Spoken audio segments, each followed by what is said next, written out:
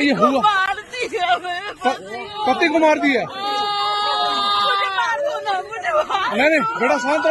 मेरा पति साइड में था, इसने बोला कि शायद मुस्लिम नहीं है, उसने उसको गोली मार दी। मौत ही कैसे अरे हम लोग फौजी हैं, कुछ नहीं करेंगे। कश्मीर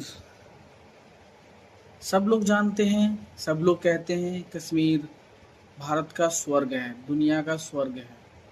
क्या हो क्या प्लान बनाओ, वहाँ घूमने जाओ और वहाँ एंजॉय कर रहे हो आप, तभी अचानक कुछ लोग आए, आपको पकड़े, आपसे आपके कपड़े उतरवाएं, आपकी पैंट उतरवाएं और आपका धर्म पूछें, बस आप कह दो कि हम हिंदू हैं और आपको गोली मार दें। ये हुआ है। मुझे नहीं पता आप लोगों को पता भी है नहीं, या लोग आप लोगों ने खबर सुनी है नहीं सुनी है। ये हुआ है जो नहीं होना चाहिए। आखिर क्यों और कैसे लोग आ गए, हमारे 28 लोगों को मार के चले गए?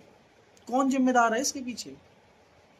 वहाँ के वो लड़के जिन्होंने रेकी करी थी, या वो टेररिस्ट जो आए मार के गायब हो गए और ढूंढ रहे हैं उसको, पुलिस वाले ढूंढ रहे हैं, फौजी ढूंढ रहे हैं और नहीं मिले? या वो लोग जो वहां घूमने गए थे, सरकार कर क्या रही थी, सुरक्षा एजेंसियां कर क्या रही थी?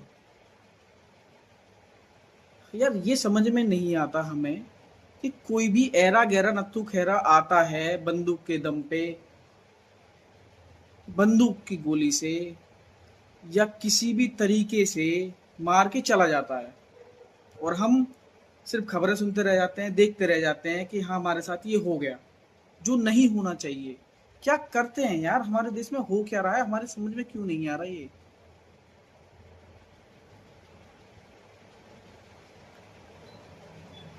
कुछ दिनों से चल रहा है कि इस स्टेट में ये वाली भाषा नहीं बोली जाएगी, इस स्टेट में ये वाली भाषा नहीं बोली जाएगी, लेकिन जो लोग कश्मीर के पहलगाम में मारे गए हैं उनसे कोई भाषा नहीं पूछी गई, भाषा के आधार पे नहीं मारा गया, उनकी आइडेंटिटी नहीं देखी गई, उनसे नहीं पूछा गया कहाँ के रहने वाले हैं, क्या करते हैं, सिर्फ हिंदू होने पर उनको मार दिया।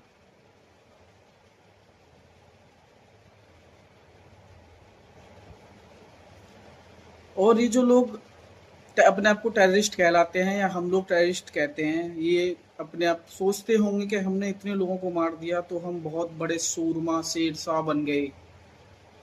अरे भाई तुम लोग चूहों की तरह आए, निर्दोषों को मार के चूहों की तरह गायब हो गए, चले गए। तुम्हारी हिम्मत नहीं है, जो तुम अगर 4 लोग इकट्ठा होके तुमने जिन लोगों को मारा है, तुम्हारे अंदर अगर थोड़ी सी भी हिम्मत होती है तुम्हारे अंदर, तो एक बार जो जिसको आपने मारा है ना, उसके हाथ में बंदूक दे के देख लेते। आपने उसको बंदूक दिखा के, उसके सामने कुछ लोगों को मार के, उसकी पैंट उतरवा के चेक कर लिया कि वो कौन है, उसको मार दिया। लेकिन हिम्मत इतनी नहीं हुई तुमसे कि तुम उसके हाथ में एक बार बंदूक देके बराबरी का मामला कर लेते, बराबरी का आमना सामना कर लेते, क्योंकि तुम्हें पता है कि तुम चूहे हो, चूहे, समझे ना, चूहे, नामर्द। चलो तुमने मार दिया 28 लोगों को, अब क्या, तुम भी चूहों की मौत मरोगे फिर से।